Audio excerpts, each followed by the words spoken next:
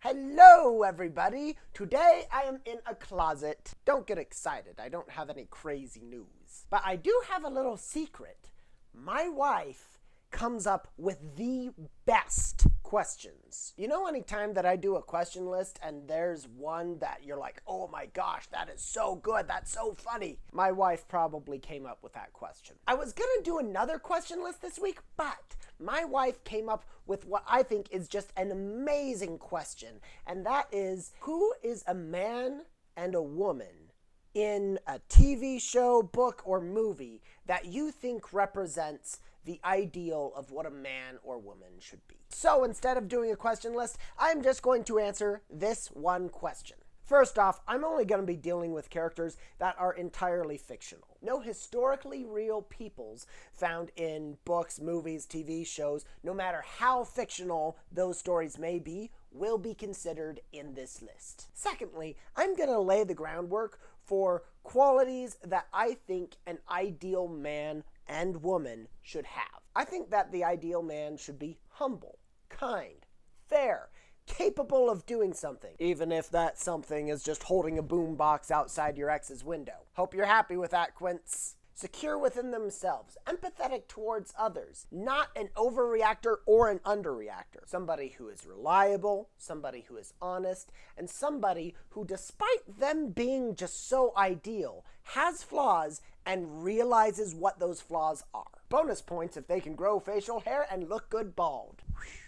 Now let's talk about women. I think that women should be humble, kind, fair, capable of doing things, secure within themselves. Wait a minute, this is the same list as men! Oh, gross, Bryce. Are you trying to say men and women are the same, so they should be exactly the same? No, actually, I welcome the differences between men and women, and I think that they should be emphasized. I just think the core, the central qualities of an ideal man and an ideal woman are really the same. They're just expressed in different and interesting ways. So, let's get into my list. When I was thinking of an ideal man, I was kind of drawn to the man's man.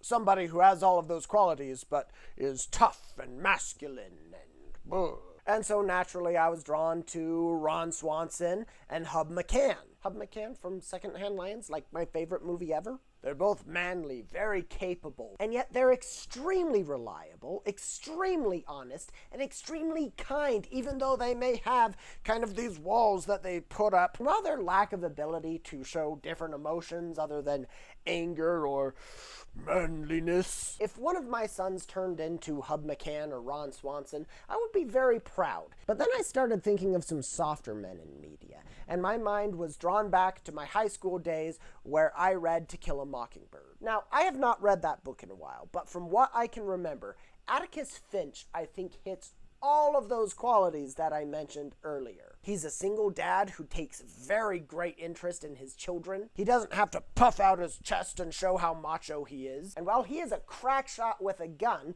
which is something that he reluctantly uses only once in the book, his main capability is in his mind and in his heart. He is so empathetic. He is so wise. He is a man driven by what is right, and he is willing to stand up for people when nobody else is willing to stand up for them. But one character that I think strikes the perfect balance between the Ron Swansons and Hub McCanns and the Atticus Finches of the world is Uncle Iroh from Avatar. Seriously, if you lived by the adage of what would Uncle Iroh do, I think you'd have a pretty good life. He's very self-assured. He's very kind. He has a great sense of humor and not bad taste for things of the world. He is a grateful, forgiving man, and while he certainly has strength, he never uses it unless it would actually, make a difference, which I think is very admirable. And so Iroh is my ideal man. Women is so much harder, and truth be told, I never came up with somebody who I felt as good about them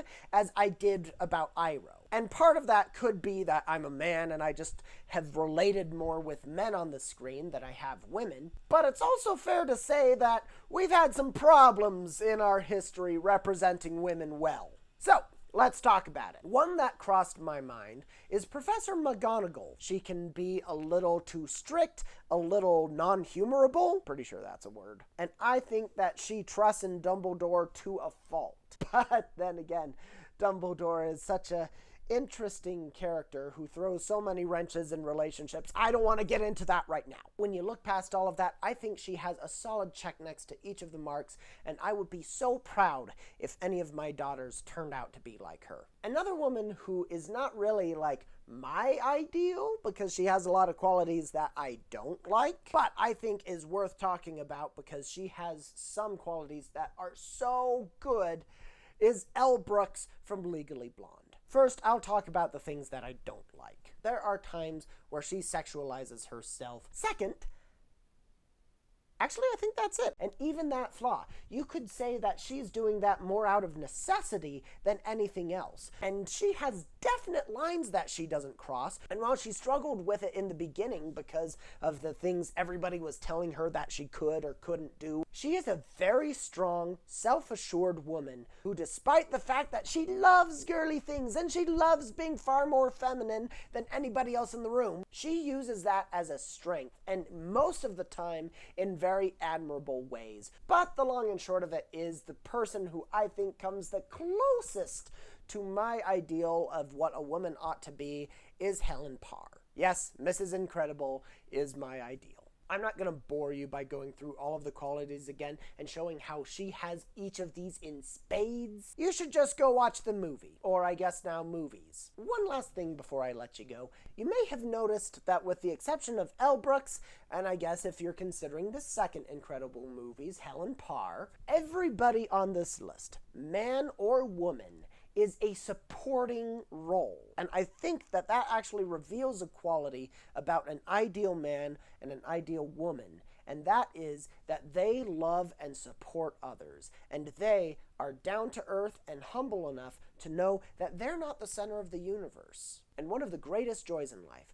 comes from helping somebody who is younger, who is less experienced, raise themselves up to who they really could be. So, those are my thoughts for the week. Tell me, who is your ideal man and ideal woman that you have seen in media? Go ahead and leave your thoughts in the comments down below, and I will see you next week. Mwah!